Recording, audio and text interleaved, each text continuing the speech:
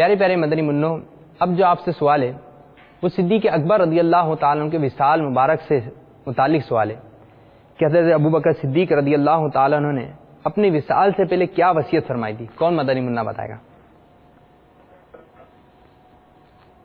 یہ ہمارے کن سے معلوم کریں؟ اچھا چلے ہمارے یہ مدنی منع ان سے معلوم کرتے ہیں۔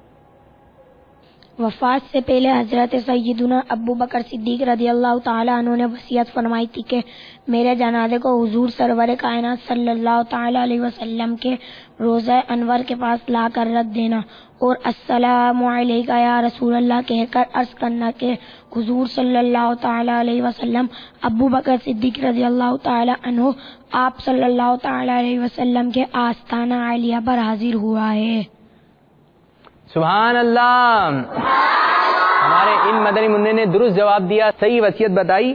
ان کو دعوت اسلامی کے اشاعتی ادارے مکتبۃ المدینہ سے جاری کردہ امیر اہل سنت کا رسالہ جوش ایمانی تحفے میں دیا جا رہا ہے۔ ماشاءاللہ آپ کو رسالہ ملا، کیا کیا نیتیں کریں گے آپ؟ انشاءاللہ میں اسے خود بھی پڑھوں گا اور گھر والوں کو بھی پڑھاؤں گا۔ گھر والوں کو بھی پڑھاؤں گا انشاءاللہ عز و جل۔ تشریف رکھیے۔ اچھا پیارے مدنی منوں، کوئی مدنی منہ یہ بتا سکتا ہے کہ آپ رضی اللہ تعالیٰ عنہ کی یعنی صدیق اکبر رضی اللہ عنہ کی نماز جنازہ کن صحابی رسول صلی اللہ علیہ وسلم نے پڑھائی؟ کون مدنی منہ بتائے گا؟ کون مدنی منہ بتائے گا کہ نماز جنازہ کن صحابی رسول صلی اللہ علیہ وسلم نے پڑھائی؟ جی ہمارے یہ مدنی منہ ان سے معلوم کرتے ہیں۔ جی آپ رضی اللہ تعالیٰ عنہ کی نماز جنازہ حضرت عمر فاروق اعظم رضی اللہ تعالیٰ عنہ نے پڑھائی۔ سبحان اللہ۔